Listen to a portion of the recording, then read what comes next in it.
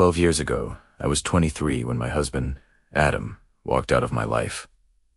I can still hear the silence he left behind. There was no final conversation, no apology, just the sound of the hospital door closing while I held our newborn triplets. I was stunned, stitched up, and completely alone. I couldn't even hold all three at once. Amara was on my chest, Andy was crying in a bassinet, and Ashton had just been handed to me. I looked for Adam, for that steady smile he'd worn through my whole pregnancy, the one that said, "We've got this."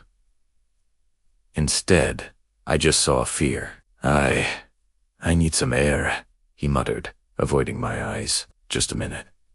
That minute turned into an hour, and then 2 days.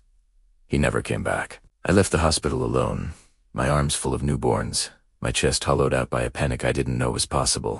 Adam had taken the car. I had to call a cab, a van, to get us home. The cab driver was kind. He just helped me load the babies and turned down the radio without a word. I kept glancing out the window, half expecting to see Adam jogging up beside the car, breathless and full of apologies. He didn't. That first night was a blur of crying mine and theirs. The apartment echoed with newborn wails. I moved on, instinct and adrenaline. Sleep became a luxury I couldn't afford. I cried in the dark between feedings. The days blended together. One night, after the babies had finally fallen asleep, I grabbed my phone and called Greg Adams' best friend. My voice cracked as soon as he answered. "I'm sorry," I said. I didn't know who else to call. I don't know how to do this. I'm coming over," he sighed simply. 30 minutes later, he was at my door, holding a huge bag of diapers and groceries. I must have looked wrecked. I hadn't showered in 2 days. My shirt was crusted with formula, but Greg didn't even flinch. He just stepped in and said, "Who's hungry? Who wants?" Uncle Greg, and for the first time in days, I exhaled. Greg didn't ask where Adam was. He just rolled up his sleeves and got to work. He fed the babies, took out the trash, and folded laundry. "Go take a shower. Allie," he said, "I'm here." He spent the night on the couch, and we took turns with feedings. He learned how to warm bottles while balancing a triplet on his hip like he'd been doing it his whole life. I told myself every night that this was temporary, that he was only there out of guilt, but he kept coming back.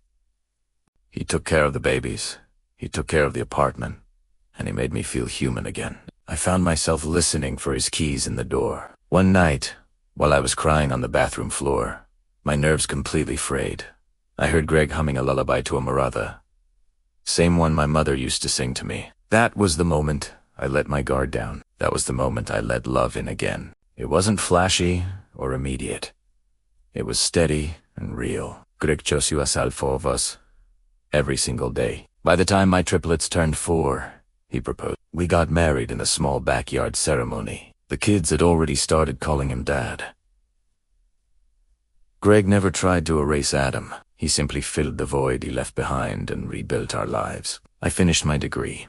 We bought a house, and the kids thrived. And then, 12 years after Adam vanished, he came back. It was a rainy Thursday. I ducked into a coffee shop and nearly collided with someone. Allison. That voice froze me. It was Adam. He was older, haggard, and unshaven. For a second, I couldn't move. "Adam," I said slowly. "Now that you're here," he said, "I need your help." "You've got to be kidding me," I said. "Why? Why are you here?" "I need your help," he repeated. "I wouldn't be here if I wasn't desperate." "This is fate, Allie. Fate has brought us together again. Fate." The words snapped me back to the ultrasound room when Adam had promised me, "I've got you. I've got him." "You disappeared," I said, my voice shaking. "I gave birth to your children, and you disappeared. You don't get to be desperate now." "I was 23, he pleaded. "I was scared, Allison. Triplets. I couldn't breathe. And you think I could?" I fired back. "You left me with 3 newborns." I didn't get to panic. He looked down. "Well, I need $5,000. I was stunned. What for? And why are you asking me? I've got debts, he whispered. It's serious. I could get into a lot of trouble. You really think you can show up 12 years later and ask me for money? I stepped back. You're nothing but a coward. I turned and left, my hands shaking as I called Greg. By the time Greg arrived, Adam was gone, but he'd left a note on my windshield. Pay me or I'll tell the truth about what really happened that night.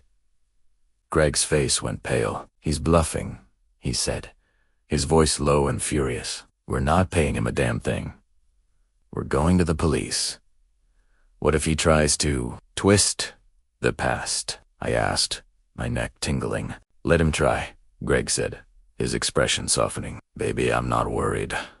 I'm furious. But we've lived in the truth for 12 years. If he wants to spin stories, we'll face it. Together. The police took it very seriously. A week later, they arrested Adam for extortion. We were called in. Adam's eyes landed on Greg, and he scoffed. Funny how you were always around, Aben Becton. Always so eager to help Allison. You think I didn't notice? No, let him talk, I said. I want to know what he was going to tell everyone. Adam smirked. Fine. You and Greg were already together. That's the story. That's why I left, because I found out the babies weren't mine. You think anyone's going to question it? You got married, raised them together? You were the one cheating, Allison. The words hung in the air like smoke. You left her in a hospital bed, Adam, Greg said calmly, with 3 newborn babies. And now you want to rewrite the story so you get to be the victim. We walked out then. We decided not to tell the triplets. They know Adam left. But more importantly, they know what it means to stay. Amara is always painting, and he makes me laugh every day. And Ashen is the first to hug his siblings when they're upset. Adam may have given them life, but Greg gave them everything else. In the end, I learned that the people who stay do. And sometimes, the worst thing that ever happened to you becomes the reason your life turned out exactly right. If you've enjoyed this story, here's another one for you. After a long shift, a nurse makes an unexpected stop at her neighborhood grocery store, only to witness a moment of cruelty she can't ignore. What begins as a quiet act of kindness unravels into something far bigger, reminding her that sometimes doing the right thing changes everything. Thank you for watching, and don't forget to like and subscribe for more stories.